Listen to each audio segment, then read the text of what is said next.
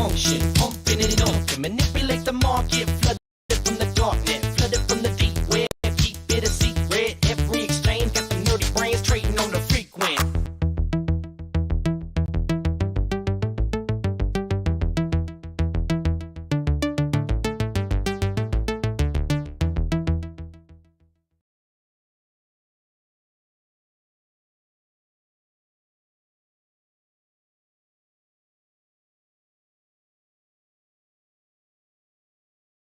Alright, let's see if I did this correctly. I'm sorry, everything's been going nuts today. I'll explain why in a moment and I'll get to this episode. Without further ado, let's see if our stinger works.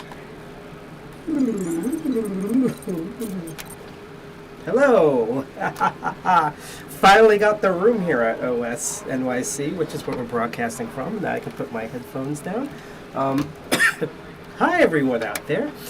For those who don't know, I'm Sidepocket. I'm one of the two co-founders of a computer hacker, tinkerer, programmer collective group called DCG 201, formerly known as DEF CON 201, and DC 201. We are one of many DEF CON groups that are across the United States around the world. In fact, the 201 in our name stands for the 201 area code of where we're from, which is New Jersey, or specifically Jersey City, New Jersey. We normally meet up third Friday of the month, and after a really hectic 2022 and a little bit of a hectic this month, I am very proud to announce that literally by the time next week happens, so between next Monday and next Friday, we're going to be announcing where we're going to be meeting in Jersey City, what we're going to be doing, what the theme is, where you can check it out online, and all of that.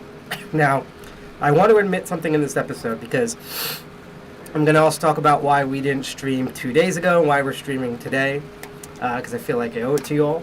How do I put... Oh, why is it... No, go away, Google Assistant. What are you doing? I thought I disabled you. But yeah, so, this week was rough.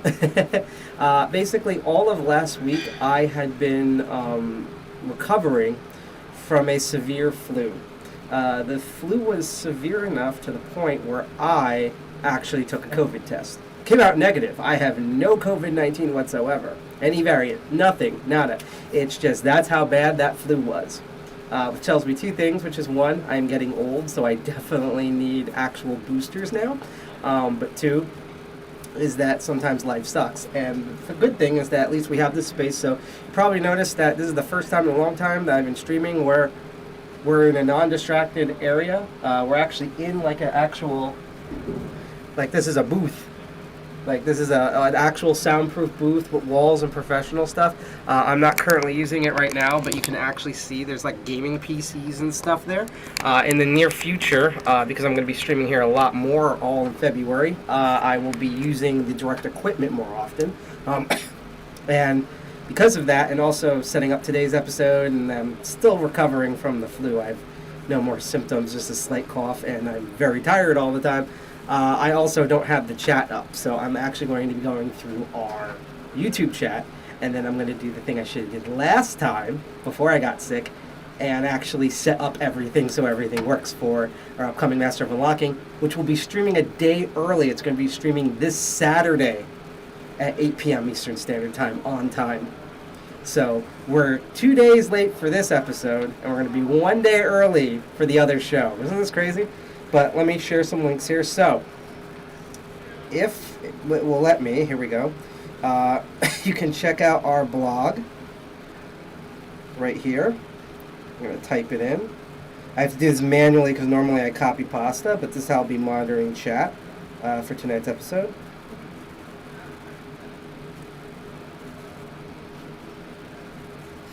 So that is our link tree that we just posted on our YouTube. It should show up on everyone else. And if you also want to check us out, let me bring up my little show notes here. You can find us at our Discord, which I'm going to painstakingly type into here. I just feel so sad that I have the good streaming room right now. And everything else went wrong today. I actually had a pretty good day overall. That's the fun part.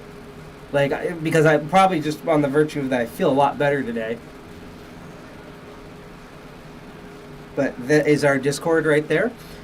I already posted our link tree, so where you can also see our blog, which is defcon201.medium.com, but that link tree also links to all of our other social medias, including, see I told you about the cough, including on our failing Twitter, thanks to Elon Musk at defcon201nj. We're also on the Hostux.social instance of Mastodon, the superior social medias at defcon201. We're also on defcon201, that's our old name, on Instagram and GitHub and minds.com and all that. That link tree that we just posted has everything there. Of course, Discord, which we plan to be using a lot more very soon, especially as we get back on our feet after the craziness of 2020, which one day, maybe in March for our anniversary, I might go in a bit more depth of why that was all crazy and we barely met up. But anyhow, let's kind of explain this sort of platform. So in addition to doing meetings, we also live stream a bunch of shows. We used to have more shows in the past, but as I said, 2022 was just bleh. So right now, even though I'm going to be adding some more in the next couple of months, especially from other people, we have 2 running shows that I've been doing. One is the Master of Unlocking, which again is going to happen next Saturday instead of next Sunday at 8 p.m. I'm going to change the meetup.com so that way people can schedule and everything. And today's show, which was supposed to happen on Saturday if I wasn't recovering from dying, is called Crypto Barons. And this is the show where we look at cryptocurrencies and blockchain technologies as technologies. So, if you're used to sort of the cryptocurrency world, and trust us, all the complaints and stuff that you have about crypto bros and NFTs stealing art and scams and FTX and all that stuff and shitcoins, we have the exact same opinions. In fact, a lot of times, like with FTX and Terra Luna, we were often the first to explain in programming and in logical terms why things were scams, why things were wrong, and how they could go wrong, and then a couple months later, they all went wrong exactly the way we said. So that we've done that, we agree with you. That still doesn't distract that both in its origin point and even today, these sort of blockchain tech with their cryptocurrency coin systems are technologies. So this is the show where sometimes we talk a little bit about finance. We're going to be talking a little bit about that today. And sometimes we talk about community stuff and things in terms of that sphere. But for the most part, we're interested in the tech. We want to look at code. We want to read white papers and do the math. If they have a test network, we want to connect to it. If they have a wallet, we want to run it. We want to find errors. We want to find problems, because that's the hacker way. So we're just curious and we want to explore the actual technology behind this crap. So that's what this show is about. Normally it's every first and fourth Saturday of every month. Again, 2022 has made it very apparent that my scheduling is all over the place. So we've been kind of playing it by ear. Me and others on social media, especially because since I'm mainly streaming, try to let everyone know when we can, when things are going to happen, just because scheduling's up in the air. So we're going to get into the episode. I just also want to remind that if you do like the stuff that you see today, make sure you follow, share, and subscribe on all of our 3 main streams on Twitch, D-Live, and YouTube. I know I said last time this is probably the last time we do D-Live because I'm going to make an announcement. We did set up an Odyssey account, which we will be streaming from instead of DLive after this episode. Simply because it's still taking time for Odyssey, because it's pulling from our existing YouTube to archive all of our videos and stuff. And once that goes live, we're only going to use DLive, I think, in the near future, like once in April. Otherwise, we will be on Odyssey on the library network. That's going to be our blockchain streaming platform. Otherwise, we have Twitch and YouTube, the two go-tos. We used to stream on Facebook, but we've sort of just now linked these streams directly to that. We're also streaming on the Diode Zone instance of PeerTube. It's like Mastodon, yay, decentralized technology made by hackers, and you can also view our YouTube through Tor. So you have no excuse for watching any of our stuff, whether it's live or in the past. But if you do like the stuff, make sure to hit like, share, and subscribe on Twitch, DLive, YouTube, PeerTube. If you're following on YouTube, make sure you click that bell and turn all notifications on. Why am I dying now? It's like literally all day, no coughing, and then on the stream, just now I'm dying. So imagine this times a million, and that's why I was like all week. If I streamed on Saturday, it would have just been an entire live stream of me just being like literally that, and just like me hitting the keyboard and waking up. I'm pretty sure everyone would be watching, and that's when we get a lot of followers, because that's how live streaming works. But I try to be professional, so there we go. Also, it's laundry day for me. So that's why I'm wearing this black thermal, which is why I look like I write poetry right now. I look like a stagehand. Especially with the crazy hair, it's great. But yeah, you're welcome to follow us. If you do follow us live, that we do get a little notification drop, and we cheer you on and everything. That's going to be very important when we start doing charity live streams, which we'll be getting back to in about a month or two. I would say either in March, probably more accurately in April, we're going to start going back to charity streams. And just stay tuned, because February finally is our month, and I'm just really excited. I'm legit excited. There's a bunch of people who want to come out physically and stream online for us that are really excited. So I'm just basically 2023 is all the amazing stuff we wanted to do in 2022, minus MagFest, which again, I feel very bad that I couldn't attend that, but it was literally one of these days I'll detail why. Because I know there's rumors about that things happened during MagFest, and it sucks because I want to clarify that the thing I'm talking about has nothing to do with MagFest itself. The MagFest, the actual convention, the people that attended and the staff members were awesome. In fact, they actually made the situation that happened way less worse than it possibly could. But it was just during that time frame, something in my personal life that overlapped happened, and even though it was a year later, I had to realize that I still need time for that. So 2023, provided a giant meteorite doesn't hit us, me and a bunch of other hackers will return to MagFest, and it'll be great. So anyhow, enough dilly-dallying. We're supposed to stream at 8. We're now going to stream probably till 11 at max. This is going to be, again, one of those short episodes, but we have a lot to talk about, which sucks because for some reason, let me actually do one hearty cough off cam, and then we'll get back to it, okay? Ready? You're going to hear how, remember, this is me better, okay? Hold on a second. There we go. I got all the coughing out pretty much. So let's talk about today's episode as I take a quick another hydration bump. So, as we covered in Master of Unlocking, this week is Chinese New Year. Sometimes it'd be called Asiatic New Year because all the East Asian and Southeast Asian countries kind of celebrate their Lunar New Year at the same time. Sometimes it's just called Lunar New Year, just so it's a more global thing. But it's usually called Chinese New Year because the big influencer in that area usually and traditionally is China. Not that it has been, Japan dominated a lot, for example, throughout the 80s and the early 2000s. South Korea really kicked in starting in the 90s, things like that. But just for the sake of argument, it's just called Chinese New Year, okay?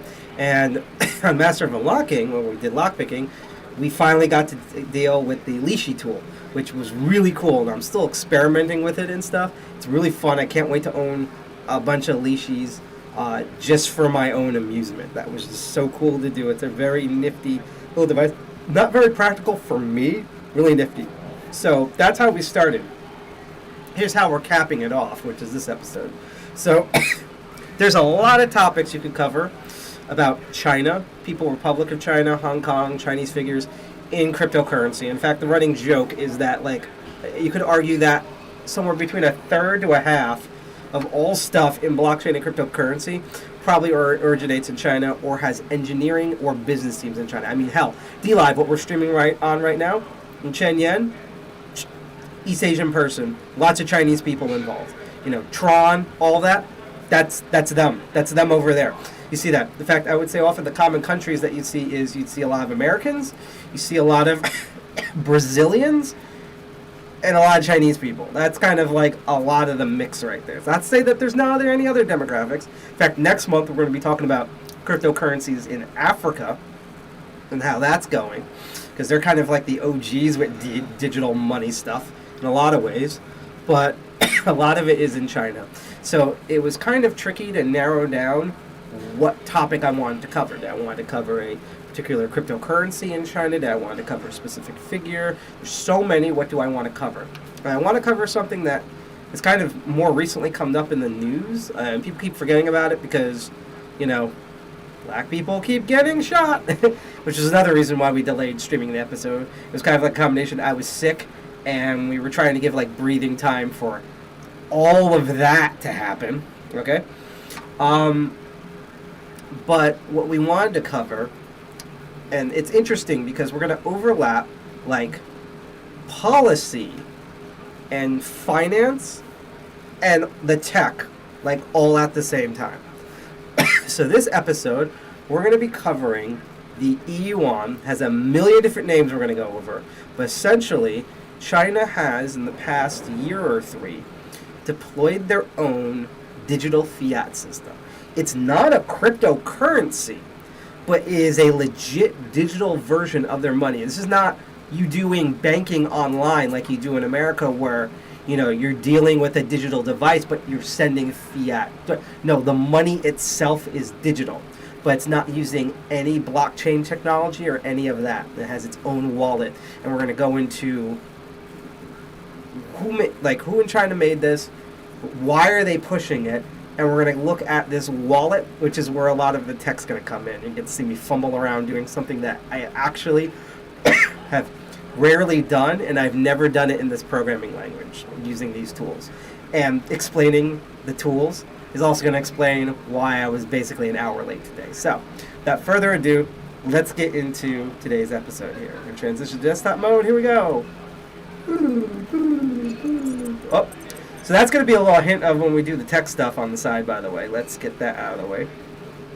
I just want to double check to make sure. Because I have the web browser on, so we get rid of the terminal. And for some reason... Okay, hold on a moment. Let's fix this. That should have did it. Why is it not doing it? No, that's not what I want. Hang on. Alright, what? No, stop. Man, today is just not my day today. It really isn't.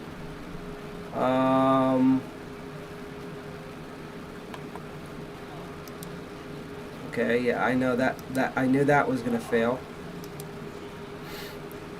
This is weird because it was literally working before. I have no idea why it all of a sudden just does not want to work. Let me just test something really quick. Actually, I'm going to go back to just chatting for a second here. This was weird because it literally was just working before. So I'm like, we're like highly confused right now. I'm gonna load this guy up. And if it picks up, then we're going to just transfer everything to this. We'll take a short break and transfer everything over. Alright, let's go back to desktop mode. You would think because we've been broadcasting for a while that it's going to be, I think, like 3 years since we've done live streaming. It's going to be our 6-year anniversary coming up. You would think we'd be really good at this point, but nope. Yep, so that one works. Alright, so I hate doing this, but we're going to go AFK for a little bit. I'm going to move everything from the one browser that I had everything set up all the way over to this browser, and then we'll go right into the episode. So just give me a minute or two. Again, I apologize. And enjoy the music and stay tuned.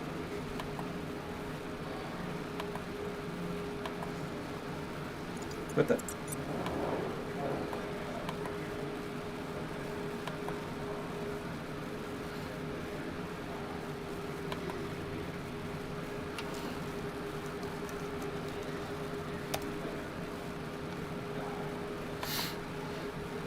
Alright, now we're going to do the music.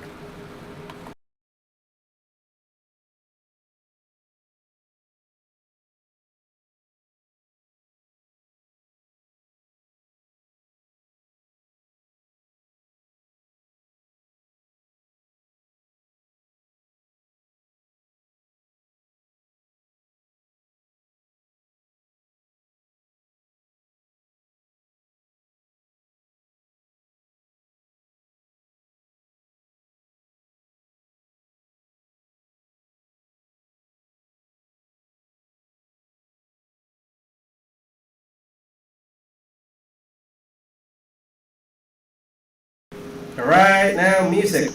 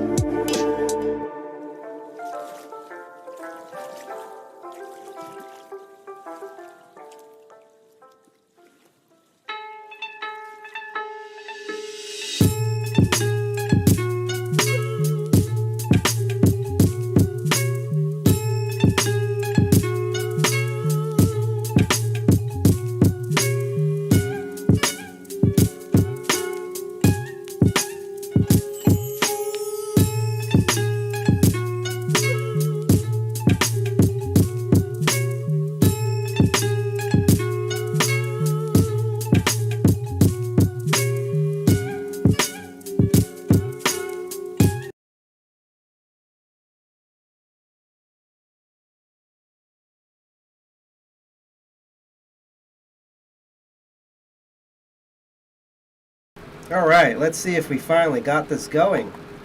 Let's go back to desktop mode. Okay, good. Whew. Oh man, no, this aggravated me because I had everything like perfectly set up, and then it's like, why isn't this loading? You know. But we're gonna make it through.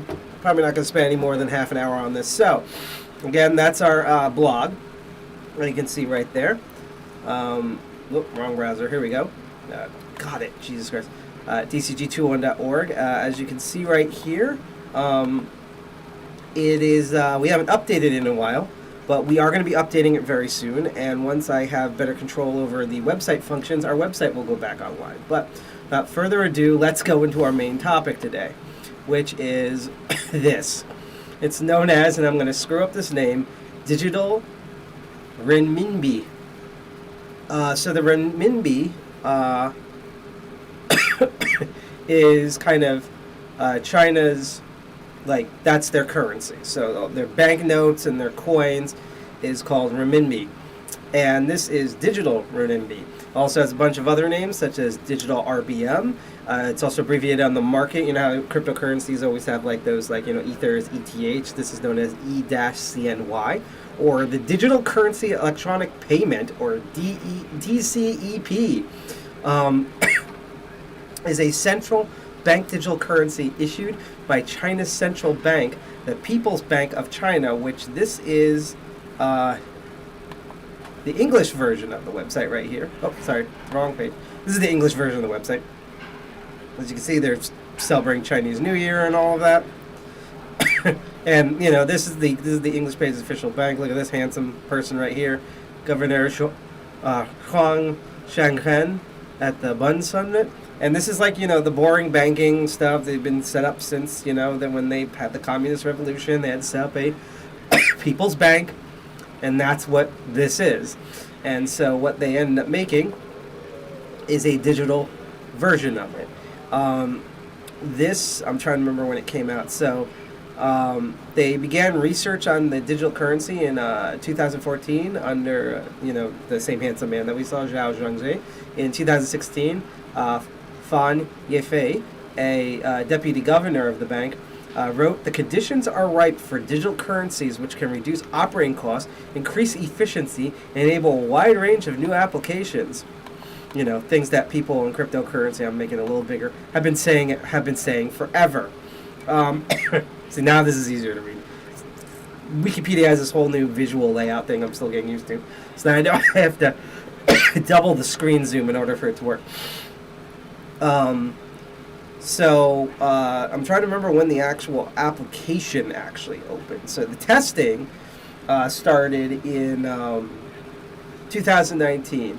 And apparently the technological firms that went into developing and testing this are Alibaba, who I've ordered through, by the way, in the past to get lockpicking equipment, Tencent, which is in everything, Huawei, JD.com, and UnionPay, which is kind of their traditional service. You probably see their stickers all over New York and New Jersey when you go to pay for stuff on credit card. They were all involved to contribute and test this out. So in October 2019, they announced that the digital renminbi will be released after years of preparation. The version of the currency, known as DCEP, or Digital Currency Electronic Payment, requires an account with a commercial bank, but may be, and this is key, decoupled from the banking system in the future, allowing tourists to gain access to the system. So, even though we're going to possibly have a sneak preview of this in a moment, us filthy foreigners to the Chinese government, because, you know, that's what they think of us, might be able to engage with this sometime in the near future when we come to visit, and then they will never leave. Provided that they don't go to war with Taiwan first, by the way, because that's been a prediction for 2 to 3 years from now, because of another terrible dick in Asia doing stuff. It's like, don't be a dick. It's our job to be dicks. You know, it's just craziness in the world today. My heart goes out to all the people suffering out there. In April 2020, of course, when everything was locked down in the rest of the world in addition to China, which was perfect conditions, to be honest, testing began in 4 cities around China, which is Shenzhen, because of course Shenzhen is going to the testing facility, because that is basically China's Silicon Valley, Suzhou, Chengdu, and Zhang, which I'm good at, I totally butchered that one, to improve the currency's functionality. Areas of testing include the currency's reliability, stability, ease of use, and regulatory concerns. This is preventing of money laundering, tax evasion, and terror financing, which is something that the communist government definitely wants to focus on, because that's what their job is to fund terrorists and launder money and evade all the taxes. That's their job, not the people's jobs. That's what they're going to do. Now, here's a couple of unique things, without going through the entire article, of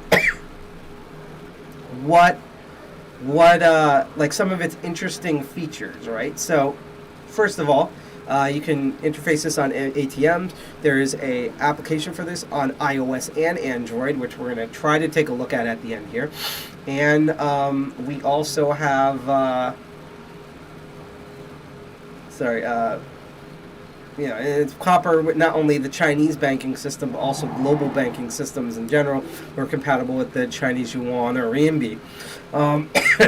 Now, what's fascinating about this is two things. One is that it is not only purportedly you can use the app, obviously, to do things and do financing online with the digital version of their currency, but it has some sort of encryption system that's peer-to-peer, where even if you're offline, as long as someone else has the digital renminbi wallet, you both have the wallets, and your phones are Bluetooth compatible, you can do the digital banking locally between the two or more people the same way you would physically hand money between each other. Now, joking there because it probably sounds kind of bullshit, but apparently this does work. It'll be very interesting to see. Eventually, that'll be probably deconstructed over time, what sort of encryption systems that they're using to do this sort of money transfer pass-off. Now, from what I understand, I believe once the app connects back online, it then gets an updated ledger with all of those transactions. So it kind of balances out. I guess eventually you connect online, and then your bank validates it, even though you can already spend the money. It's kind of like what you do when you do things with a credit card, where it's like the money's not physically in the bank, but you can still spend it because it's been transferred. It's like that sort of a thing. And they did that because China is a big-ass fucking country.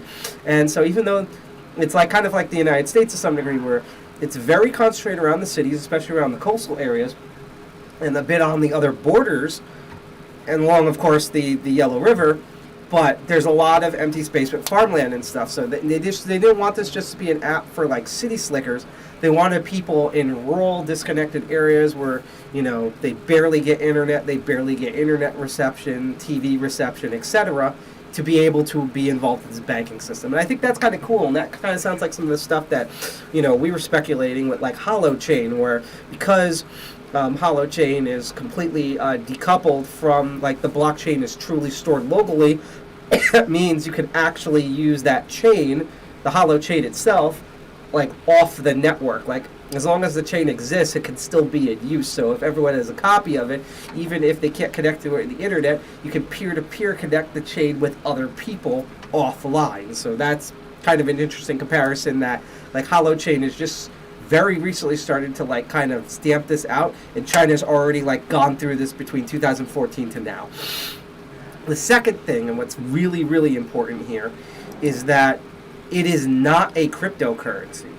It is not using blockchain. It's not using smart contracts. It's not using any form of tech like that. It's not using ledgers. There's a wallet, but it more works like your banking app for Chase, Bank of America, the Royal Bank, if you're British, those type of apps, than it is, from what I understand, an actual cryptocurrency app, wallet app. So it truly is a digital version of their money. Also, it can be tracked. So even though it's not hand-to-hand, there's apparently unique cryptological identifiers that it's designed to be tracked, hence the anti-money laundering and terror funding and things like that.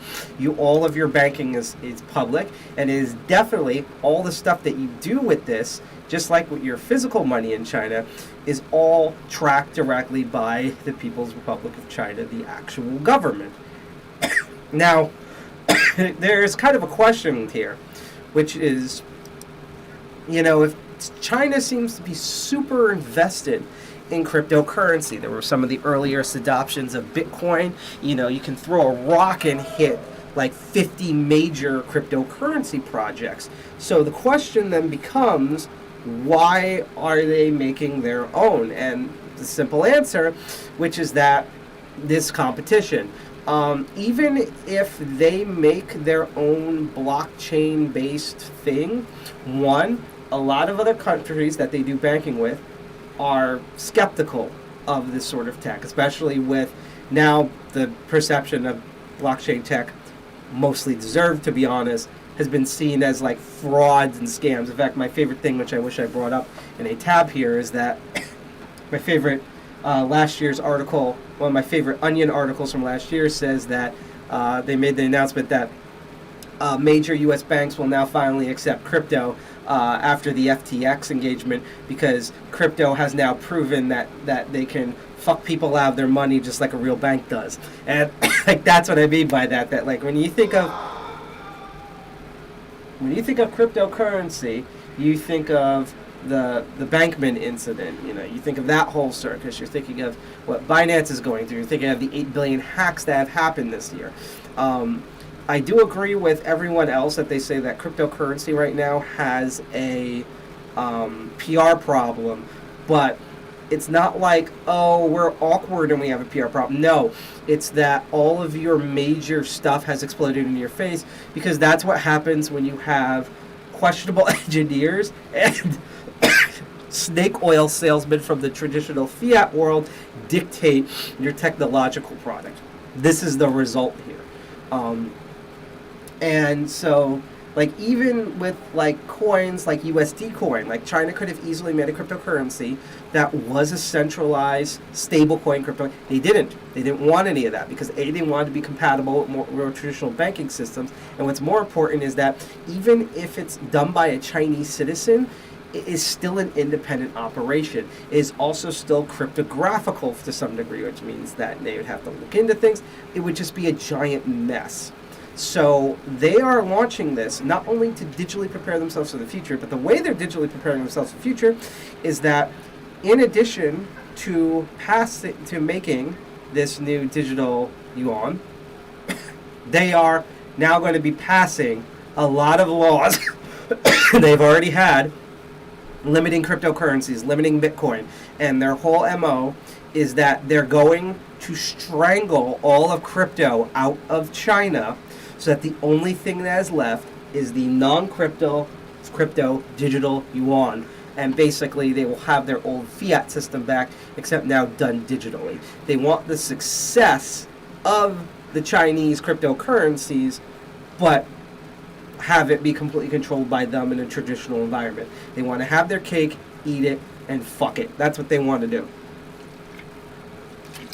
And the reason why this is important to cover is not only is that China is a major is a major global power, Freudian slip, major global power that not only dictates a lot of like our finances, but because of that they dictate a lot of world finance, a lot of culture, a lot of power plays, political plays, military, etc. And also with that military, things with Taiwan and other surrounding nations are not going very well. I mean, look at China and India and that standoff, nuts said, which is also interesting because India's been like, they've been kind of the trendsetters of being super anti-crypto. It's crazy. But the other thing about this is I've been saying on the show for a while, and I've been saying to people in the blockchain and cryptocurrency world, that the reason why we need to, if you really do believe in like a decentralized, like a coin, like a currency that is made for the internet, by the people of the internet, for the people of the internet, don't support scams, but definitely support a cryptographic payment method that is open source and decentralized. Because what all countries want to do, and the United States has been doing this for a while, is they've been studying how cryptocurrency is going. and how people spend money digitally, and the Epstein case, and the Bankman case. It's one of the real things they're really being hard on the Bankman case because it's both shown how they can launder money and how they can also screw it up. There's a really good episode by Coin Bureau that covers how like politics, traditional banking, and cryptocurrency have combined together to make this horrible Ghidra three-headed monster. But China, with its eYuan, is, I'm going to go to stablecoin here because I'm going to kind of explain again. They could have done a stablecoin. They could have made a cryptocurrency where they could have done various mathematical equations and put system checks balances in place so that it would be independent but digitally equal to 1 yuan, and that they also could have had it centralized so they'd be in control, but they didn't do any of that for very specific reasons I mentioned before. And that the United States in particular, never mind all other countries, never mind Western nations, are going to be following this. I would say inevitably, probably around 2030 at the earliest, maybe even the latest, you're going to eventually see the United States try to put out like a, I don't know, like a, trying to think what they would call it. They'd probably call it something lame as like an e-dollar or something like that, but they would come out with a USD that was digital, that has aspects of blockchain technology while it not being blockchain tech, and definitely violating all the concepts of the Satoshi paper. It'll be cryptographic, but it'll be cryptographic where they can peek in as a backdoor, but no one else can, including the user can't. It's going to be, the ledger's going to be open. There's going to be no privacy, things like that. And then you're going to start seeing, as they're going to make laws and other sort of political and social movements to squeeze out all the cryptocurrency. Basically, Bitcoin will technically be illegal, Ethereum will be illegal, even stable coins like USD coin and Dash and things like that. Those are, and whatever Facebook's doing with DM and shit, they're going to be all pushed out. They're going to be done as either like weird hacker independent things, small projects, or just criminalized. And the only thing that will be left is the United States digital dollar, in the same way that China right now is trying to make it where there will be no cryptocurrencies in China, and all that will be left is this digital yuan. So that's kind of the background of the eYuan, as it's called. So the big question is well, that's all well and nice. Where does the tech part come in? Well, the interesting thing is that they have a website for this. It's in multiple languages. It's in simplified traditional Chinese and in English that we're looking at here. It kind of auto does whatever browser you're on, which is going to be important in a moment. And so, as I said, there's a digital wallet. And it's available for iPhone and Android. So let me see if I can actually click the iPhone part. Oh. Options. Show that new tab, because I think this goes to the actual app store in China. So yeah, there's the wallets. We're just going to open up the Apple version real quick. So you can download it. And I have never seen anyone cover the actual wallet. It's been mentioned in the news. I think there's one video where they show going over like tapping it and stuff like that. Let's make this bigger. So this is kind of like what the interface looks like. That's like your different like bank account, different banknotes and bank accounts. I make it look all snazzy and stuff. All the different banks that you can interface with. And again, this is not blockchain, yet this is not traditional yuan. You're not moving credit over. This is digital versions of the yuan. Every digital version of the yuan is seen as legitimate as the actual physical one.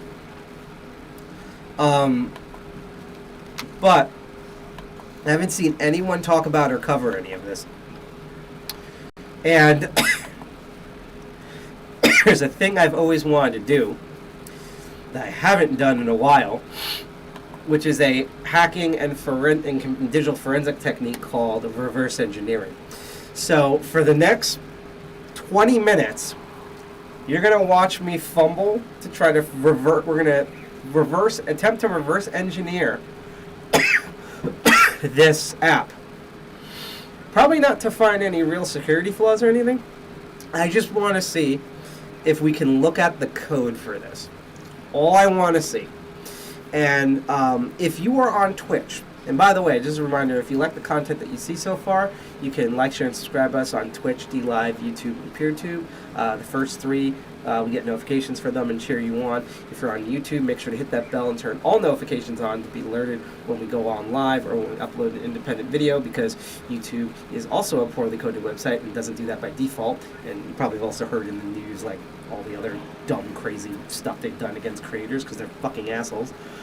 Not that Twitch is any better. I would actually say our Diode Zone instance on PeerTube is probably the best, but yeah. And eventually when it kicks up, probably when we do the next Crypto Barons episode in about 2 to 3 weeks, we're going to be on Odyssey, and that will be an interesting test. So, we're going to be using two tools. If you are on Twitch, you can scroll down, and there's a little widget, and we already have these two tools pinned. If not, I'm going to go in right now, and I'm going to put in GitHub, and I will have everything proper when we do Master of Unlocking this Saturday. So I'm going to preset the computer. Because I thought I was going to do, like, take my time presetting, like, last Saturday. I wasn't expecting to get sick for 4 days. It was crazy. So we're at github.com/defcon201. Yep. DEFCON 201. There we go. So, that's our GitHub. So, we have it pinned on there. I just posted a link in chat. But if you're on Twitch, if you scroll down, we have a little widget so you can follow along with us. And we also have the links on our streaming service. So, we're going to be using two tools, and hopefully it'll work out to us. And this is also the other reason why we were late for like an hour. The first tool is APK tool.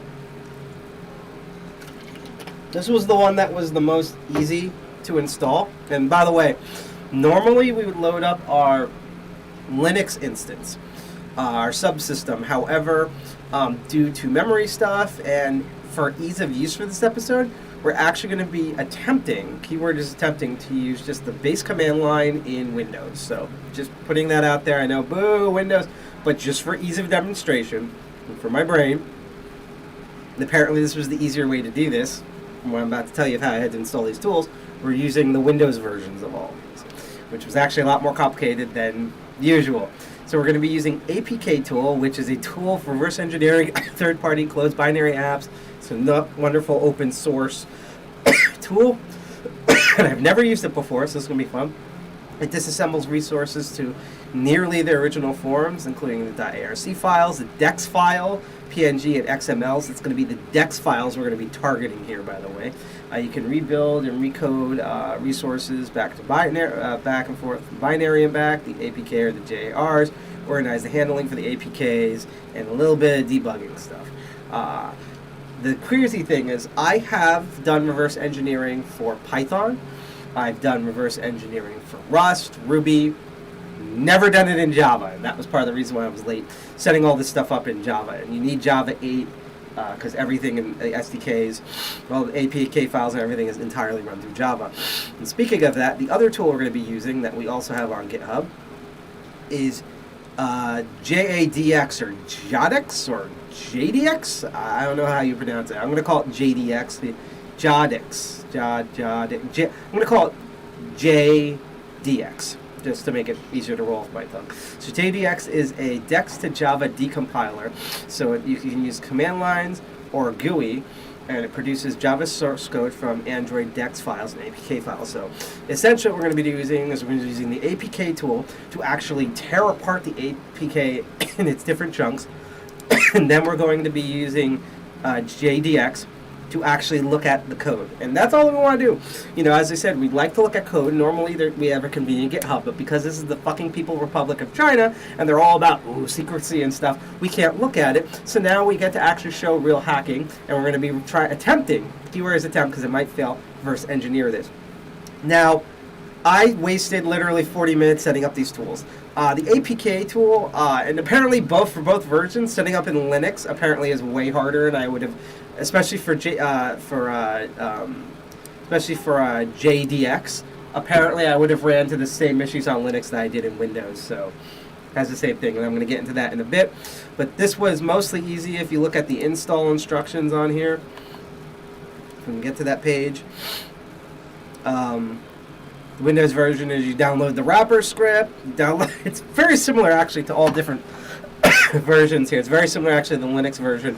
You download the Windows wrapper script as opposed to the Linux one. You download the APK tool, and then you rename the downloaded jar, whatever the name is, to just APK tool. So you have a bat, a .bat, and you have a .jar, and then you move both files to the main Windows directory, and then you run the APK tool by command prompt. So that was very straightforward. That literally took the 5 minutes. The rest of the 35 minutes was this motherfucker, JDEX. Oh my fucking god. So let's go over where this went, and then we're going to take a very short 1 or 2 minute break just so I can recover a bit of my health, and then we're going to get right into attempting to do this for the next like 20 minutes. So there's some base stuff here. We didn't have any Arch Linux. We didn't have... Actually, technically, I just realized I probably could have opened up the MSY S2 on here and actually used the Arch Linux install, but you know, maybe we'll experiment with that at the end. There's also a Brew for Macs and a FlatHub. Okay, so we didn't have any of those. We would have been screwed either way, and I don't want to use FlatHub. So you had to build from source, which is what we did. And it's supposed to be very simple. You're supposed to use git clone, and you do the clone git, and then you cd into the folder. And for Linux, you do // which is the execution prompt, gradlu space dis. On Windows, you just simply type gradlu.bat, and the bat file installs everything. Because it contacts a daemon through the internet, does all that. It was simple, did the clone. I wish I did this on air, because it was like legit almost hacker shit. Did the git clone, ran the CD, ran it, Java problems. Remember, it's been...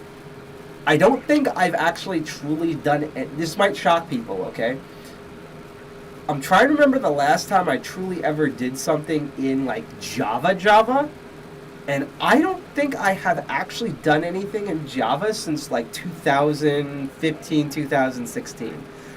So it's not that I was rusty, which I definitely am, but it was more of that I completely forgot that no matter how much the language advances, how much of a pain in the ass Java is, because of course Java's a pain in the ass, because fucking Java, you know, log4j, Java, yeah.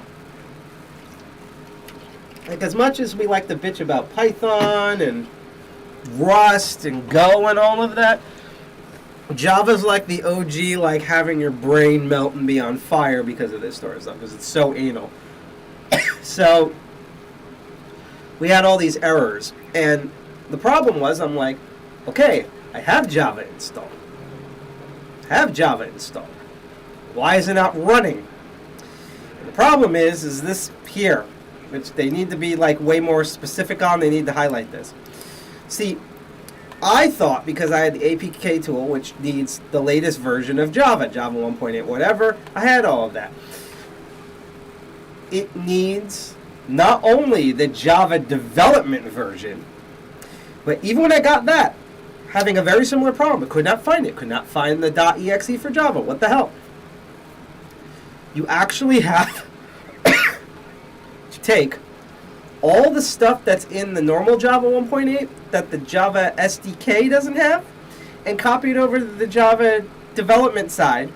So all the bin, the bat, all of those except for the libraries, you have to bring all that from the normal one to the development one, and then it runs.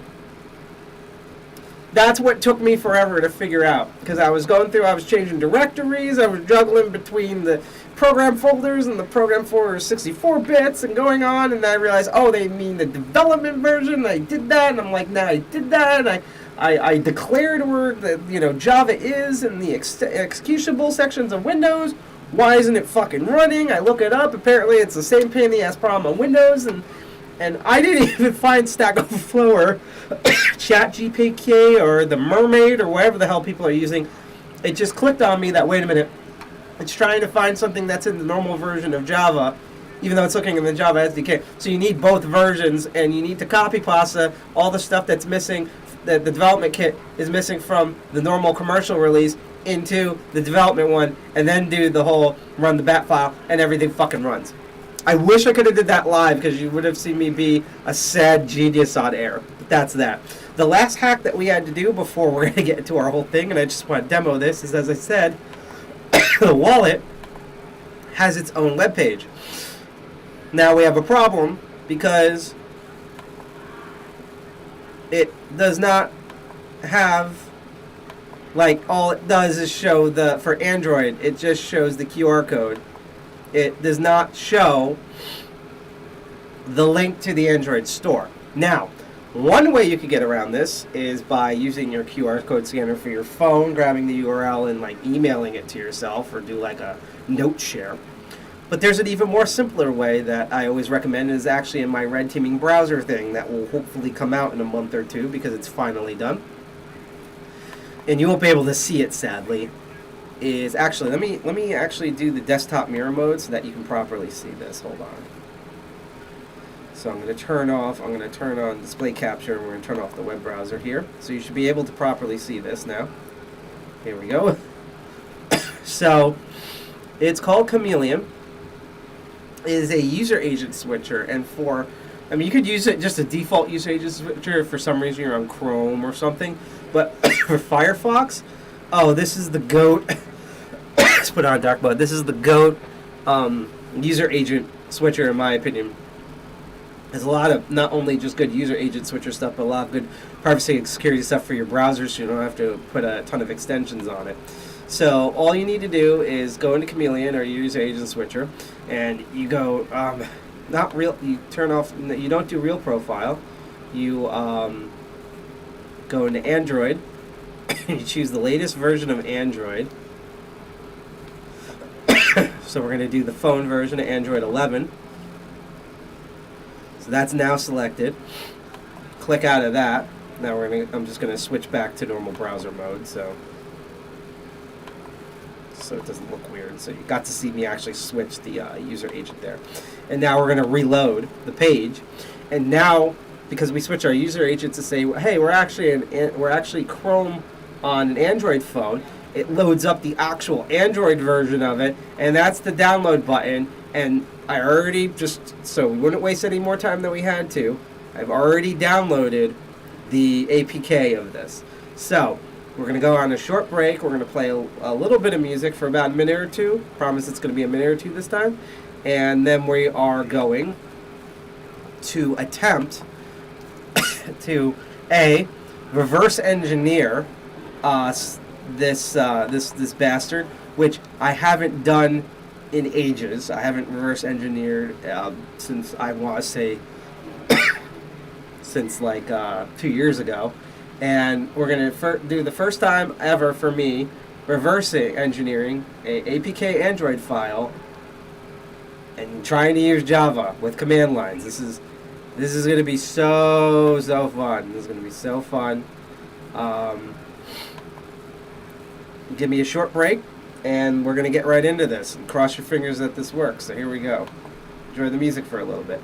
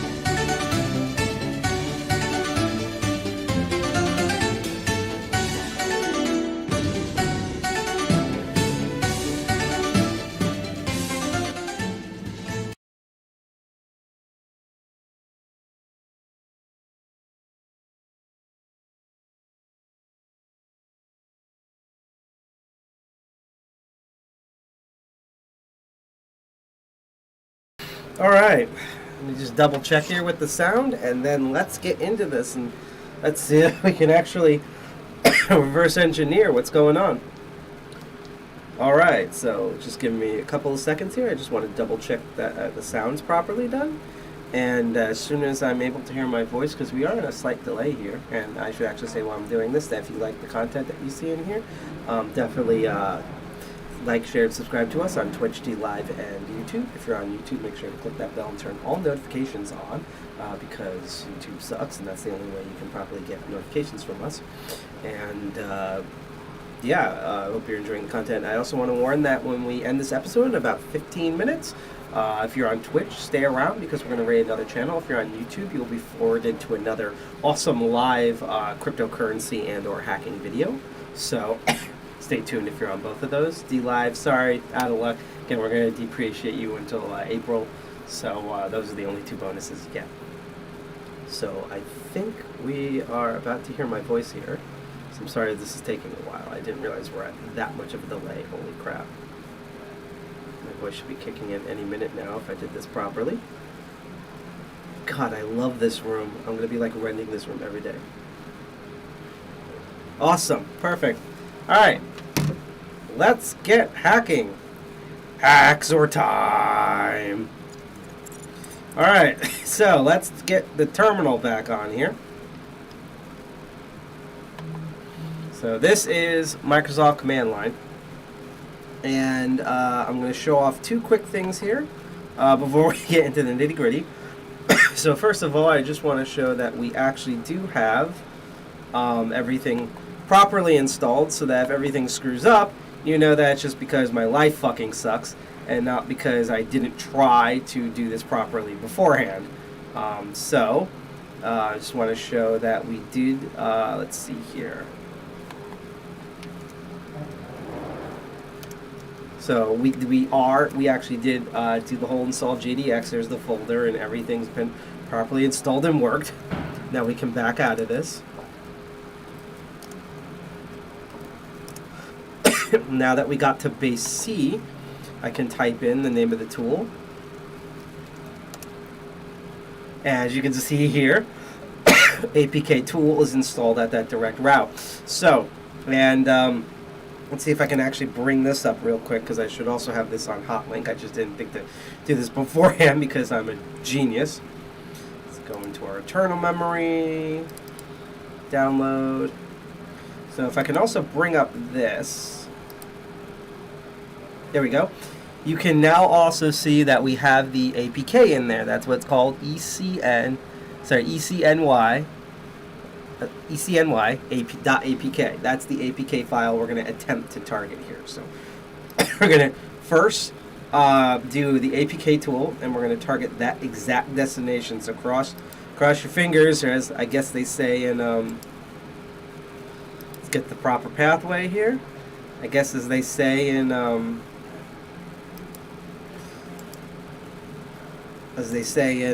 Jurassic Park, hold on to your butts.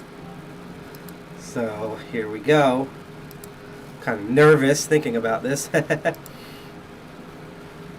So if we set up everything correctly, well, we might not have, but we should have. We should be able to use this tool. So we're going to do APK tool D, and if I did this correctly, and I didn't, we should be able to put the. Actually, you know what? I'm going to make this slightly easier. And this might take a second, but I'm actually going to do something kind of crazy just to make the pathways simple.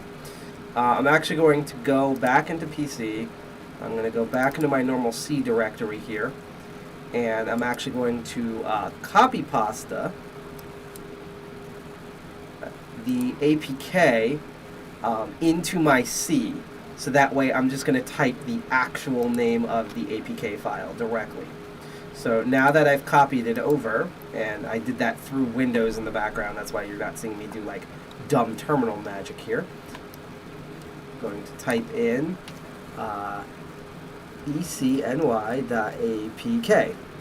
and hopefully everything went right. We should have generated a folder that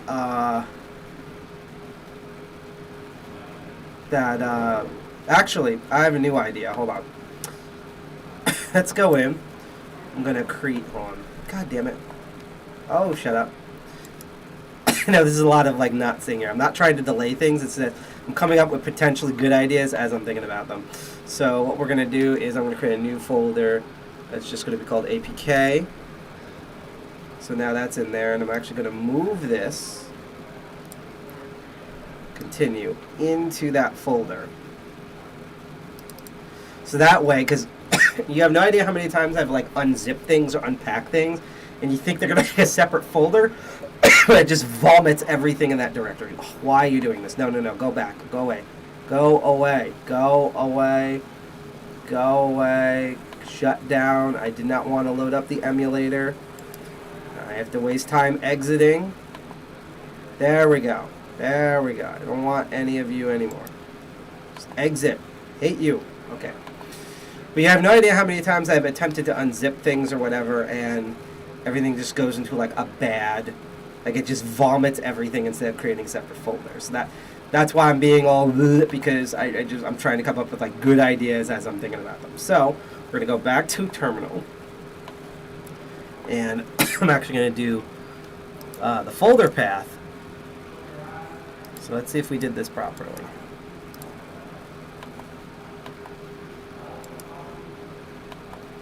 So our folder path should be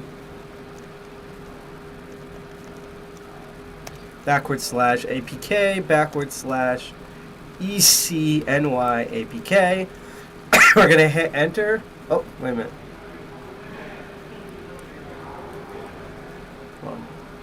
What just happened here?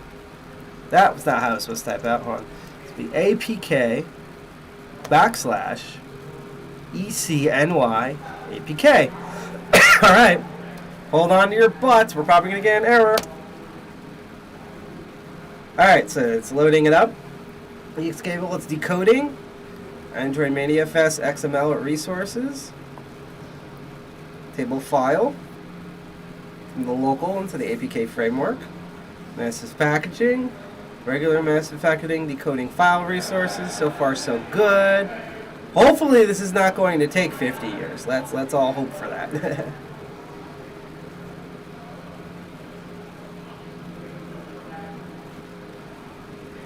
Actually, while I'm thinking about it, let me move this over here. Or actually, maybe the website, that would be funnier. No, wrong website. There we go.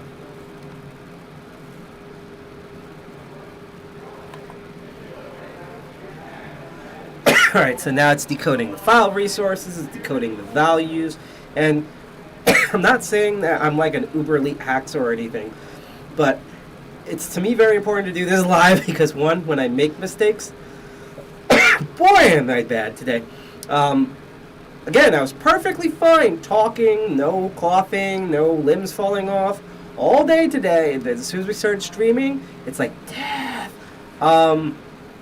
But one, so that way when you see me make mistakes and then hopefully see me solve mistakes, you can see what it's like to actually do this type of crap, and that we're not like almighty god wizard people. I mean, some of us are, but that literally takes like decades of experience in order to do. And two, this right here is what a lot of modern day hacking in particular looks like. You have a bunch of preset tools. Occasionally you might have to make your own tool. You might have to go in and type some code and modify a file. That's not to say coding is not important. It is, because, you know, it's kind of like, you know, single pin picking, where like, it's like, you're really good at raking. Now you have actual security pins. What the fuck are you going to do? You can't bypass it. So you have to know how to pick it. So yeah, no, you do have to do programming and stuff. We're going to probably have to do a bit of that in a minute. However, this is what a lot of hacking looks like. A lot of times when like you have some malicious hacker on your network and your white hats are trying to figure out, your blue team white hats are trying to figure out what the fuck's going on, your red team is kind of proudly confused and stuff, it's this. I mean, one day I'm going to actually load up Metasploit and show off the Social Engineers Toolkit, which made a lot of like website cloning and social media fake credentials and stuff really easy to manufacture. Like super easy to manufacture. Like it's just or it's literally you're typing numbers in a menu. You're literally selecting things from a menu in a terminal, and it just makes everything your own. And then the hard part is just for you to host that on Amazon Web Service with a stupid fake account, so you don't get caught and things like that. So right now it's back smelling the different dexes. So we have actually 4 different classes of dexes here, which is interesting because I don't know if we're going to look at all of them, but I'm going to try to find the money shot one. So again, this is what a lot of hacking is. I don't know if any of you read XKCD out there, but there's a really famous one of his earliest comics where the joke is that the employees are hanging on the back of their swivel wheeled chairs with eppies, sword fighting, and their manager's like, "What the fuck are you doing?" And they're all like, "We're compiling." And the manager's like, "Oh, okay," because a lot of it is you do all this insane hard work where like your face falls off and your fingers fall off and everything, and you're just crying and you're angry and you're happy. It's like taking a piss after not pissing for a week, and then you're just waiting. And the worst part too is when you're waiting, and you're quite literally waiting and hoping that while you're waiting that it doesn't fucking fail on you. So it seems that APK tool has done its thing. So it's decompiled a bunch of XML files, manifest package, 5 different dex classes of dex file, the assets and libraries, unknown files, original files, and the meta. So it just literally ate the whole thing right there. It ate the whole plate to do a terrible thank you Wednesday LS meme from Transformers. It ate the whole plate right there. So it just did all of that. So now hopefully there should be a folder somewhere where we can look at all this. So it's going to be in, let's go back to PC. So according to this file directory, it should be in users, run 201, the app data, local, the APK tool, framework, one APK. So that's the resource table. Huh.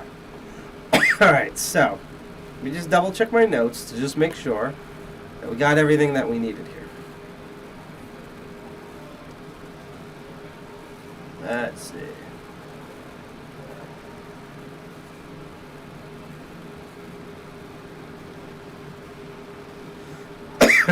So, okay, so it spit out. So if I did this correctly, that one APK should be the entire decompiled thing. I'm going to make a copy of it. So I'm actually going to switch over to the folders again, just so that you can see. So where is it located in our folders? So I'm going to copy that. And I'm going to go, give me a moment. Give me a moment to think here. I'm going to copy that. And I'm actually going to turn off folders just for some slight security here. And I'm going to go to here. And there should be a folder that, is called JADX. And just to be safe, I'm going to paste it in there. So I have a copy in there, 1.apk. So now we're going to go, just to go back to folders real quick, and in about 5 minutes we're going to be done here. Everything goes right. That is the 1.apk right there. That is right now. I just copied that into JDX because I think it'll just be easier for JDX to find it if it was in its own folder. So now what we're going to do is we're going to go back to CD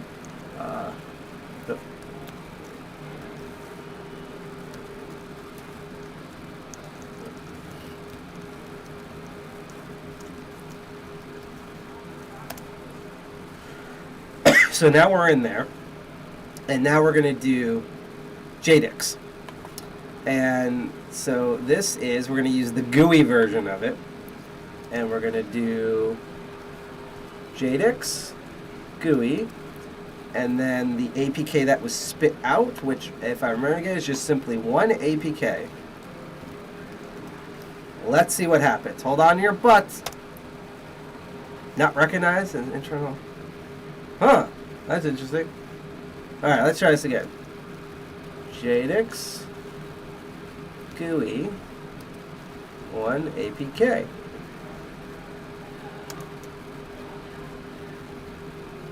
Wait, do we have to go back again?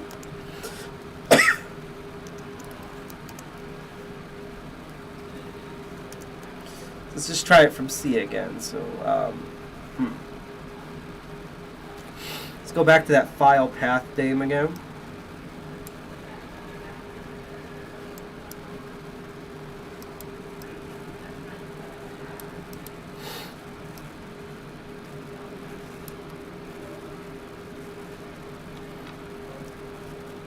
So let's do JDIX GUI.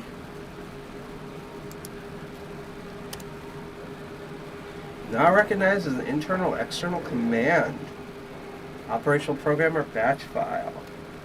Alright, let's spend the next 3 minutes figuring out what I just did wrong here. So, let's go back to that. Let's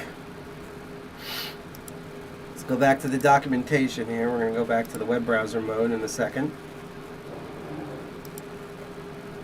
Let's take a quick look at it here. Uses. JDIX options .apk dex. So the weird thing is the prompt says that GUI is not JADX, right? Dash GUI, not recognized an internal external command. Even though it should work, because I did properly install everything. Okay. So, let me just try JADX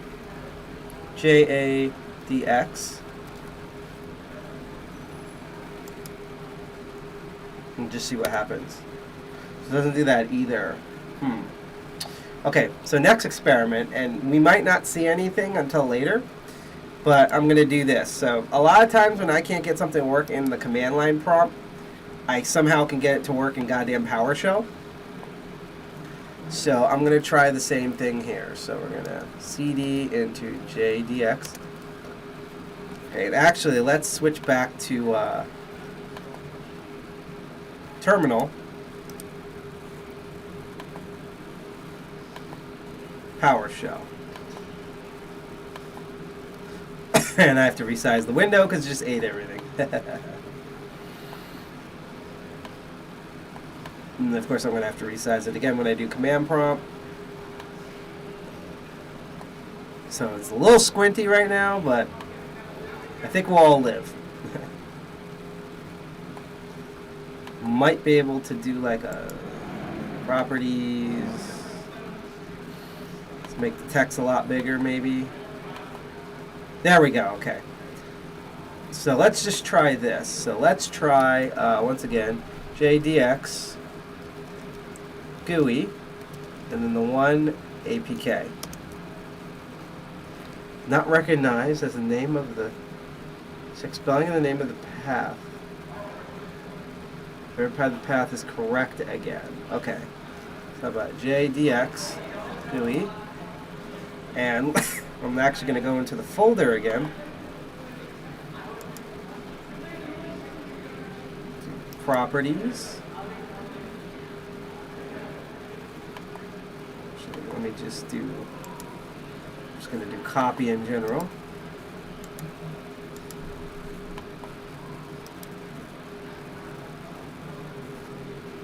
Okay, hang on a second. I'm trying to remember how I do pathways here. Oh, everything was going so well, too. That's the part that drives me crazy the most. Ah! Why? Yeah, what did I just do? No.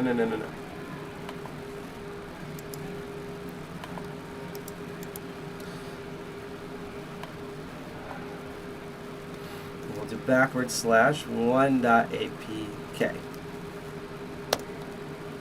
Still not recognized. That's weird. Alright. How about we're going to try to do the command to install the thing again. We're going to do the turf written piece of logic from Office, from I'm trying to remember the name of the show. What was it called? Not Office Space. IT Crowd. That turf show. And do the old turn it on and off again thing. So let's run the that file again. So that would have been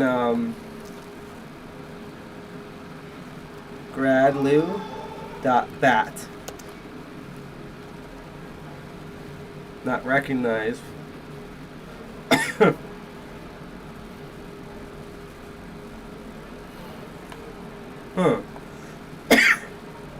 Alright then. Trying to figure out why this is not working here. It's so weird. Okay, so we're gonna get a PowerShell. And we are now back in command line again, which I have to resize.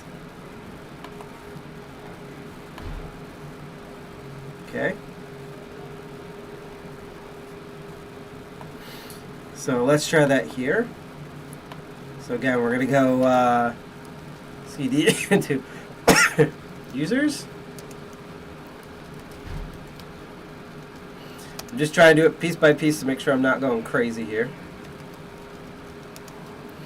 And then we're going to do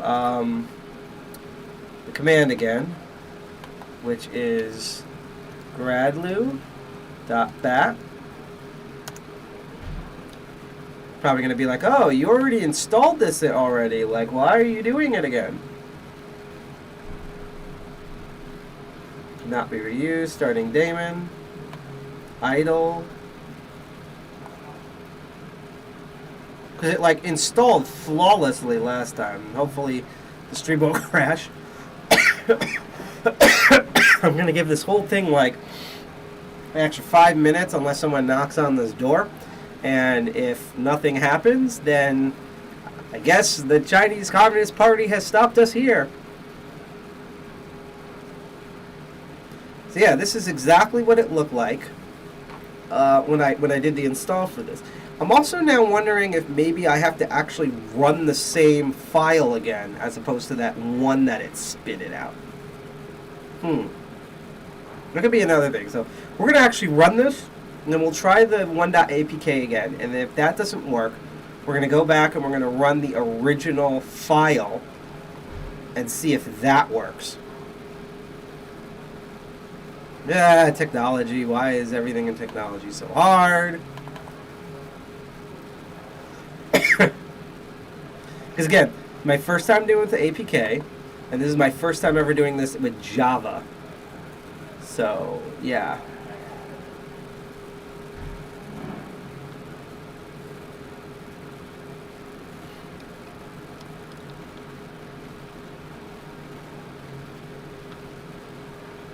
Because I just assumed that, like, you're supposed to use the one that spits out, but that just might be me being stupid, because I'm, like, following stuff that makes logic, but because they didn't tell it to you, it's actually not logical, even though it's logical at first glance, because welcome to fucking computers.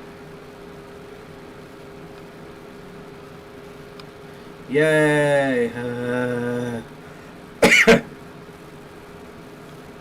Because all we want to do is look at code. We're not even gonna do what a lot of engineers do. We're not going to change any code. We're not going to recompile it again. We're not going to attempt to sign with the debug key because we obviously don't have the key for the original app.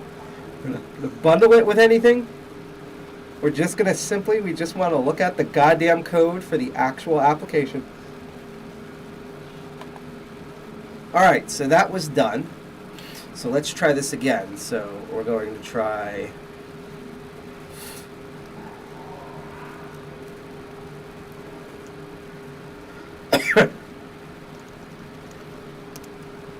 okay, it's not recognized as that. I wonder if you actually have to use the file. So let's try this. So ex GUI. And we're going to go and we're going to copy the path file from the original application. I can.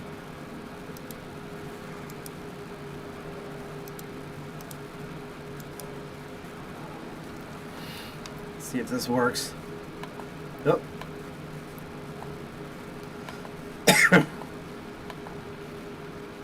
Something changed? No, I'm good. Alright. Try to get this thing to work. Where was I? Here we go.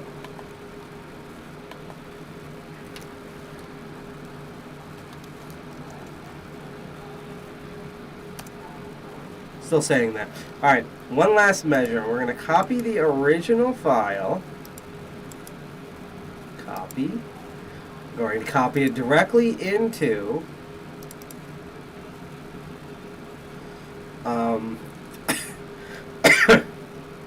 JDix itself. Let's see here.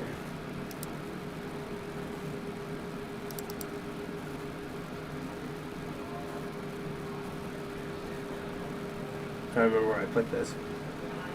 Oh, users, me. Where are you? JDix. So I'm going to copy pasta, that app in there. So now I should just be able to type the name of it, and we should be able to get some form of result. Alright, so do JADX e-CNY APK. Still going to not recognize internal external command operation program or okay. I'm going to start looking at, let's see here, clone usage. I'm actually going to try, let's see, just typing by itself, JADX. So that's weird because we installed it, run a build.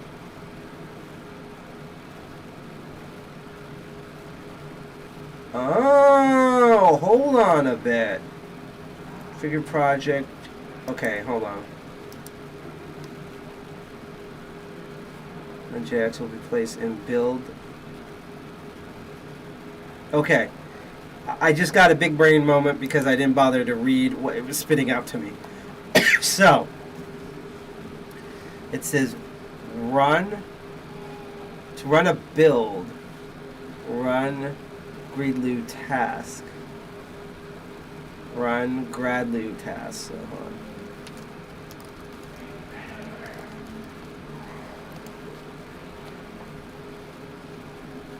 So let's see.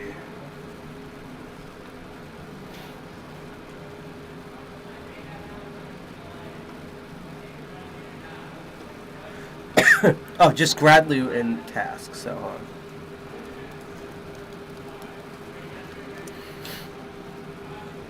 Let's see what happens.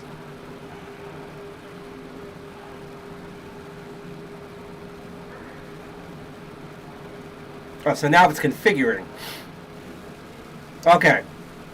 Yeah, so apparently we weren't done here. We're trying to set this goddamn thing up. That was the goddamn problem. Oh, man. Now I would...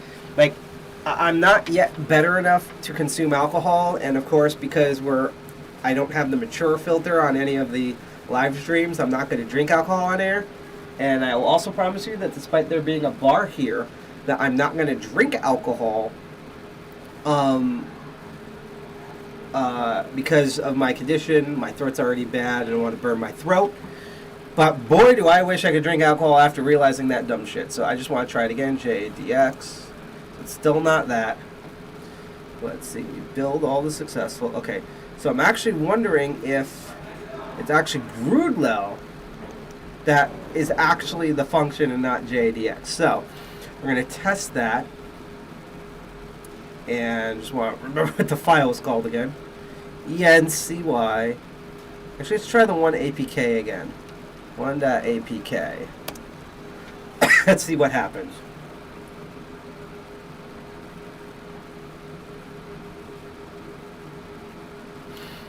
Build failed.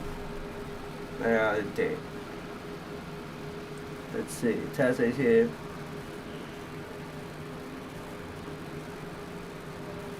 Root project, JDX, and sub projects. Fascinating. Let's try that again with the other one. I'm just curious to what's going to happen here. e-CNY.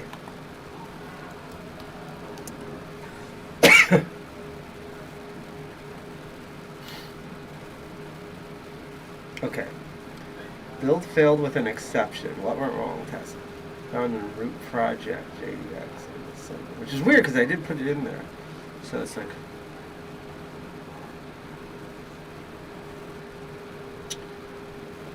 Huh. Alright, so here's another interesting thing I want to find out.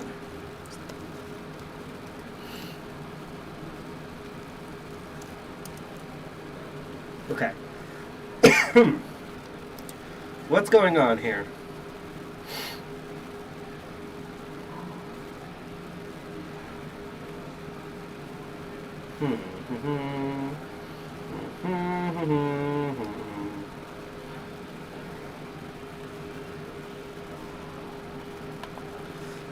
So there's like a troubleshooting thing. I'm going to look at that for a second.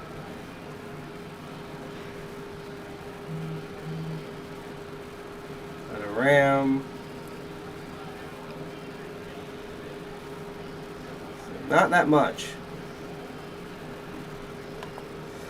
I'm trying to just figure out what I'm doing wrong here. I'm going to spend a couple more minutes on this just to figure out what the fuck we're doing wrong. Feature, download. Alright. Actually, okay, so there's a wiki page. No, that's for the debugger. Okay, so I guess before we attempt to end this stream, because I'm getting tired and I have work tomorrow. I've been off from work for like 3 or 4 days. I have to get back to it. And thankfully, my job's very understanding. I'm still getting paid for those days, but I'm actually thinking of loading up one of the other subsystems that uses Arch Linux commands and seeing if we can actually use Pacman to install it. My worry is that by using a subsystem, the GUI version won't work. That's kind of my nervousness right there.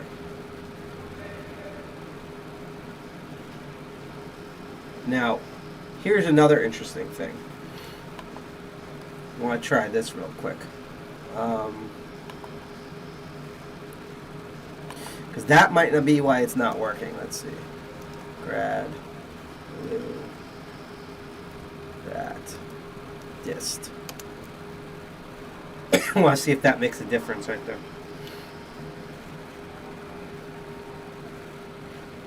Now I'm wondering maybe that's the reason why it doesn't think universally that JADX is an actual command. It's literally curiosity that's getting to me at this point.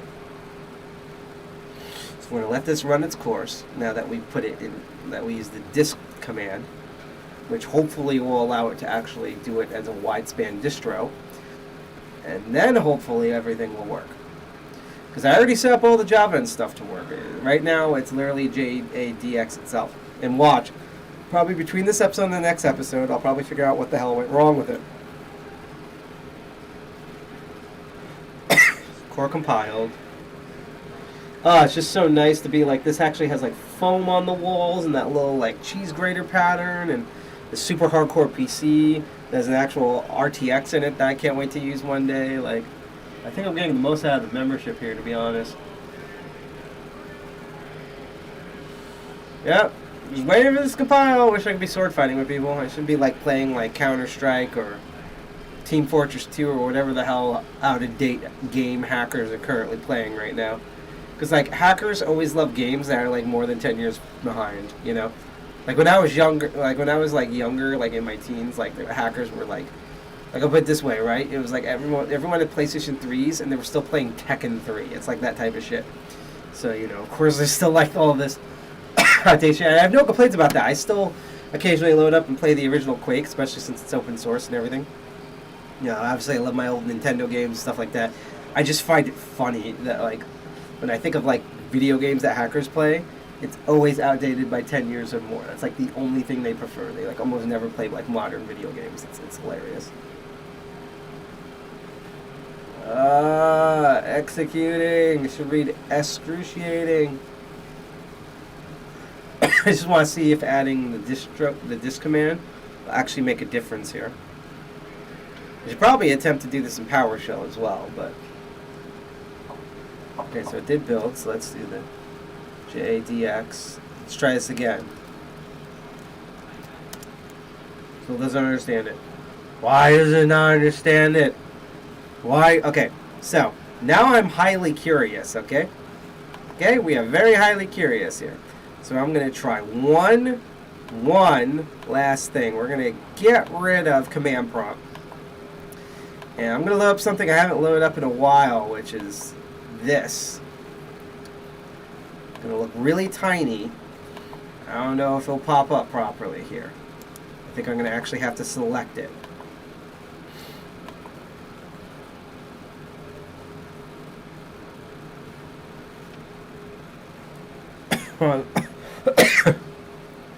Does it even pop up? Here it is. Okay, just have to kind of nudge it over here. Expand. I'm just curious because since this normally takes Pac-Man commands, even though it's a subsystem, so I don't think it's going to work, if this will actually goddamn work. So we're going to clone everything again. Oh, hold on, we're not going to clone it. I forgot, use Pac-Man commands, so we get to type this. So we're going to do sudo pacman s jdx. Oh yeah, I forgot, I think we're already in root, so it's just pacman.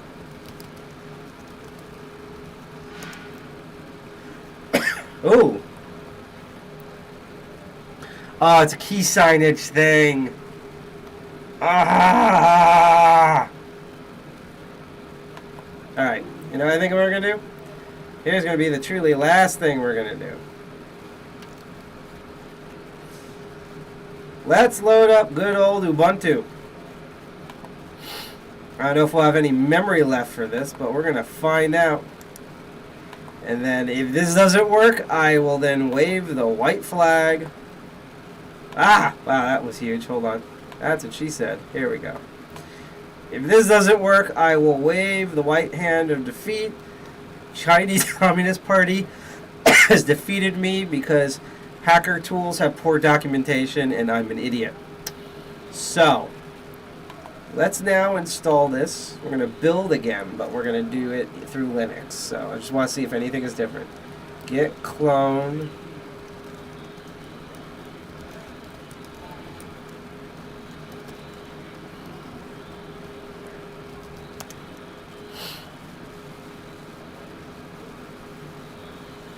Okay, so now it's cloning in.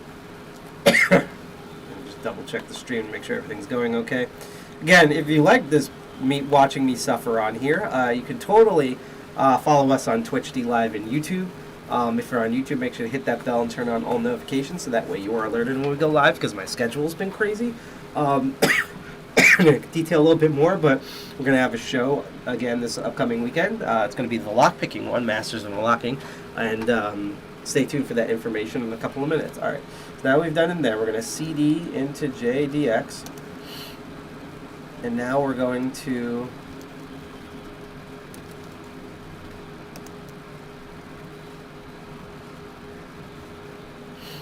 the Java path.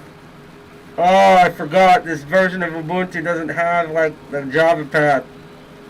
Oh! See, this is what I mean. Everything is not working because fucking Java. Like, for real, it's because Java is a fucking pain in the ass, that's why. So, I think eventually I will find out why JDX does not want to work on here. But until then, unfortunately, I think I have unfortunately reached my wit's end with attempting to try to install this piece of crap. Hang on a bit. Okay, now hold on here. We're gonna try this real quick. I didn't know there was an executable file. I did not know this.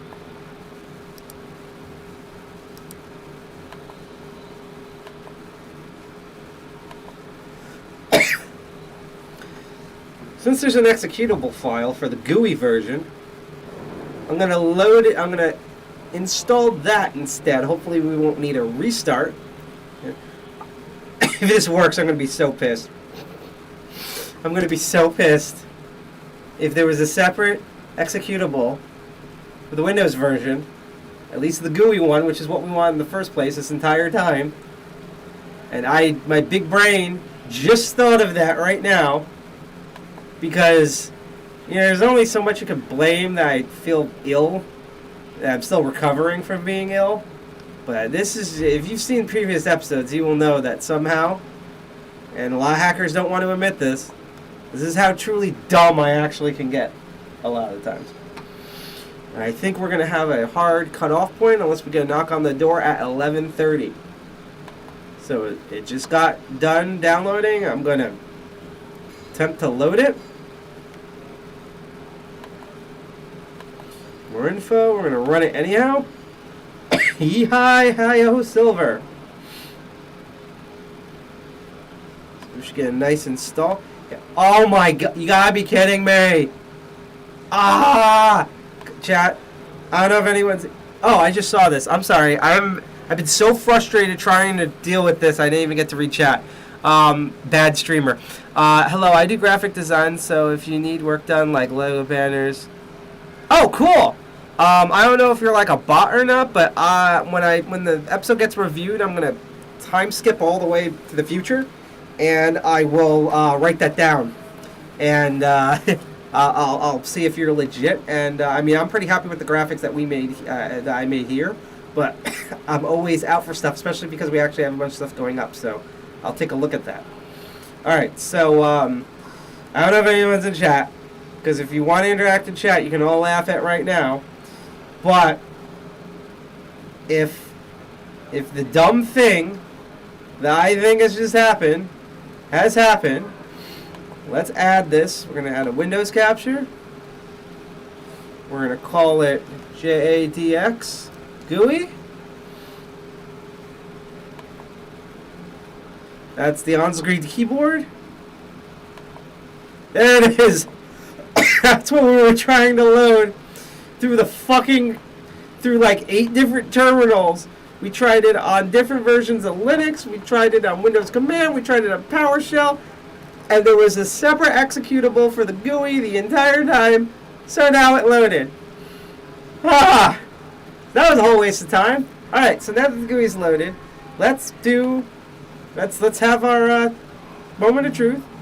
And I'm just, for safety reasons, I am going to, well, first of all, let me move the GUI just down a bit more here, so that way it's like out of the way. But I'm going to temporarily turn it off, and now I'm going to open the file, and hopefully in here, let's find JADX. We will actually load up the decompiled file, and I will be a happy person. Alright, just loaded number 1. It's still loading. We go back to GUI mode, it's still loading. Oh, load failed. Okay, that's fine. Okay to open log viewer. Failed to parse. Okay. Now, let's go and open. So it did try to open everything else. So, interesting. we have here the XML of the different settings that are compatible with the Android device. So this is actually probably the GUI portion of the device. It's different permissions. This is interesting. So we got some of the stuff. We just were unable to get the source code. And of course we can't get the signature. So, no. Let's open up a different one. This is the original file. It should have been, that APK decompiler should have worked. Let's see if it's this. If not, then that means that program worked and now this one doesn't work. Which would be totally the story of my life right now. And even if it fails, I think this is probably going to be a good moment to end the episode on. This is excruciating. It's like, drum roll, please. Because even though it spit out a different APK, I think it actually mutates the original APK file. Which I find fascinating, potentially. So, now I'll just open up the command line shit again and we'll try to APK wallet again. Oh!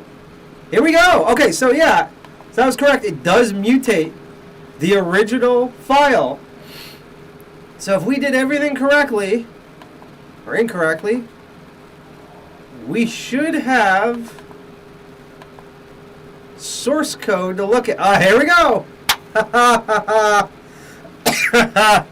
Finally. Oh my god. Alright, so we actually do, for once, have a victory here on Crypto Barons. So thanks to, which was the only tool that was easy to install and easy to work, the simply named APK tool, and then the fucking trying to run JDX through the terminal. We did it through 3 different Linux terminals, and we tried to do it through Windows Command and PowerShell, and it confused the shit out of all of them. And then I had the big brain thing of, wait a minute, I'm going to take a look to see if there's separate files for latest releases in the GitHub, and there fucking was for the GUI. So we wasted all of that time in the command line to get the GUI to work, and then to realize that I don't know what that 1.apk is, but yes, it does. APK tool mutates the original file, broke it down to chunks, and here's the actual source code for the eYuan, let me look at my notes again, see how I pronounce it like the heathen that I am. The digital renminbi, or e-CNY, this is the source code, which is what we wanted in the first place, is we wanted to look at the source code here. So let's see here. So we have, this is KO, it's package. Import, we're learning from, this is the first class DEX here. Ooh, this is cool. I feel like we're doing something naughty here, chat. This is what the communist government does not want to see with its wallet. And now that I have the source code decompiled here, I might look at some other popular banking and cryptocurrency wallets and see if this is truly original code, or if they potentially cribbed some things from other platforms. That's kind of, oh boy, I'm sorry. I did not realize that the GUI, that when I resized, it ate the rest of the screen. I apologize right there. Try to recenter this. And I'm actually going to try to go into the settings and see. It's like 5 more minutes. 3? Okay. Okay. Because I'm almost done, yeah. They're just signaling about stuff. We're literally going to be done in 5 more minutes because we finally got the results that we wanted. I just want to go in and see if we can make the text bigger. That's all I want to see here. So, oh, jeez. This is like Pilot. I don't know if you can see it at home, but I just opened the preference menu, and it's literally like goddamn Pilot instructions. So, Deobfuscation, rename identifiers. Copy everything to clipboard. That's hilarious. Sadly, I don't see any options for fonts. That's so weird. Hold on. File. View. Shit, I don't think there's a way that I can make this look bigger. Fuck. Oh, shit, I just resized by accident. Let's go back to big again.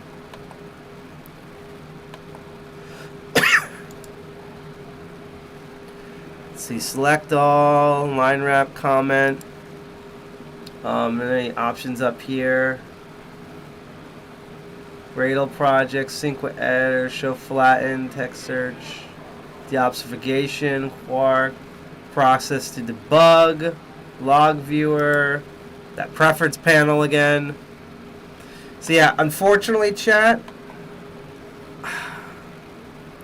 the only thing I can do, even though it's going to make everything look really ugly, is I can try to drag this out as big as I possibly can to make it fit like that, even though you're not going to see my lovely face here. But I right now don't know how to resize any of this. If I was a little bit more prepared, I would have totally copied all the source code to a different proper coding viewing, like VS Codium or something, or even a text file, and attempt to enlarge this. But this is all I could get for this for now. But yeah, we managed to use reverse engineering tools, a JDX GUI, which is the viewer, and APK tool to decompile the APK to look at what the Chinese government doesn't want you to look at, which is the source code for its Android version of its wallet. Which, remember, there's no GitHub for this. It's not open source. For legality reasons, personally, and especially under our group, I don't think we're going to publish any of this, simply because, well, I'll put it this way. Right now, people in Russia right now, they're not, all down for the regime, are mysteriously falling out of windows. Very interesting here. So I don't want to do the Chinese version of that. I do not want... Let's look at the loader. I do not want the People's Republic of China's government and the Bank of China to come after me for dumping all the source code on the internet. If it gets on the internet, that's not me at this current time. And for the foreseeable future that I can see. Oh, Kotlin. Oh, that's interesting. Wow, that's a lot.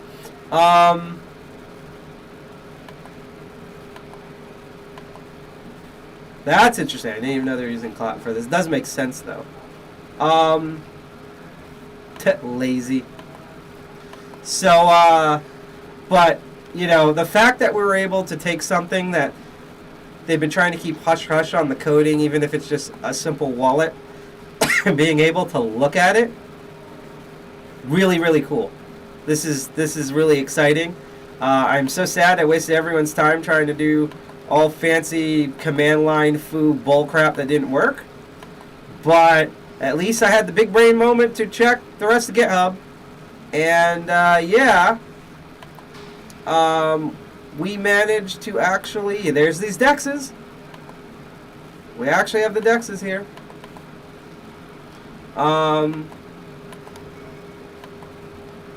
We managed to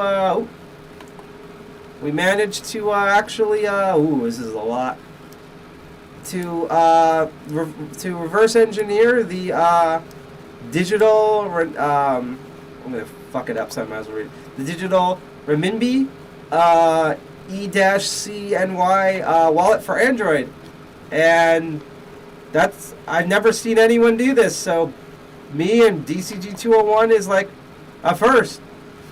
So as it sees here, we have 5 different dexes, 27,292 classes, 181,183 methods, 163,502 fields. Lots of instructions. Let's see. Code generation, no errors, 16 warnings. All probably from this. It's all probably from Winnie the Pooh. 3 node issues, 3 method issues, and the method rate success was 100%. And I don't know if I can click on the signatures, but we should be able to get the... Oh, wow, we actually did found signatures. There's a server signature, a .rsa, server C, and then there are V2 signers. There's a signer 1 type X.509, and a shit ton of warnings. Normally, you would just sign with, like, the public Google signature, although I'm pretty sure they probably put measures in here, so you can't do that. But yeah, there's all the French engineered source code for the digital renminbi e-CNY wallet for Android. Cool beans! We did it! Took 1 billion hours of me being late and going crazy hair, being sick, dying, in an awesome booth at OC-NYC, but we did it. So I consider that a victory, and that's the end of the episode. So let's go back to my actual face. Let's turn off the UI and go back here. So, I don't know who was watching live. I don't know if you're watching after this, but thank you for finishing off Chinese New Year and Lunar New Year. Happy Chinese New Year and happy Lunar New Year to you if you celebrate. That's the end of our show. We did it. We started off with Chinese, the Lishi picks, and now we've ended with this. And that's going to be the end for January for us. I know it hasn't been a lot of streaming, but it's the last of me just putting the last pieces together so that we can have an excellent rest of 2023. So, once again, I'm planning to do another Crypto Barons episode at our semi-usual time, so if everything goes right, we should be live streaming sometime on the 11th. The next live stream you're going to see is going to be on February 4th at 8 p.m. It's going to be another Master of Unlocking. We might be looking at some strange locks. We might be looking at some love locks. I will announce that when we get closer to Saturday. It's probably going to be announced on Thursday or Friday. But it'll definitely happen. Not going to be late unless something kills me. Cross your fingers. 8 p.m. Eastern Standard Time, a day ahead, because I have the opportunity to record a day ahead. I should also be a lot more well by then, and we'll be in even a better room. Well, maybe not as acoustic as this room, but you're going to see it's going to be a nice room. And that sometime between now and February 6th, you should be hearing about what we're going to be hopefully doing on either February 17th or February 18th. We're going to be physically meeting up. We're going to be live streaming. We're going to be finally getting back to normal. We might only have a couple of people like when we started off years ago. And remember, in March is going to be our 6-year anniversary. So we are going to be wrapping up, preparing all for that. So yeah, that's pretty much it. Again, if you like the stuff that you saw during this episode, or you want to check out future episodes, like when I do Master of Unlocking on February 4th, that's this upcoming Saturday at 8 p.m. Eastern Standard Time, or hopefully when we do the next Crypto Barons, ideally on February 11th at 8 p.m. Eastern Standard Time, and I won't be late for that. And also, I want to announce that in February, it's going to be semi-themed again, and we're going to be focusing on both love themes, and we're going to be focusing on Africa because it's African American History Month. I'm half black, and we have a bunch of African descendant members. So, yay. Similar to our meeting as well, but that's for another story. So yeah, if you want to stay tuned, you can like us on Twitch, DLive, or YouTube. We get little prompts for that. Our Odyssey should be kicking in a moment. We're going to be redoing our link tree to include some of our other social media links. If you want a quick rundown, you can follow us on Twitter, the Muskie site, the Muskbird, at DEFCON201NJ. We're just DEFCON201 on Instagram, on the hostx.social, on the Superior Mastodon Federated Service. Yay, Mastodon. We are DEFCON201 on GitHub, on Minds.com, on Instagram, and we are DCG201 on Co-Host and Tribal, and soon to be Post and a couple of other new things because Elon Musk wants to kill all of our fun. So thank you for watching this live stream. Thank you for tuning in, Crypto Barons. I hope to see you for Master of Unlocking on February 4th. I hope to see you hopefully on the 11th for the next Crypto Barons. I hope to see you at our future meeting on either the 17th or the 18th.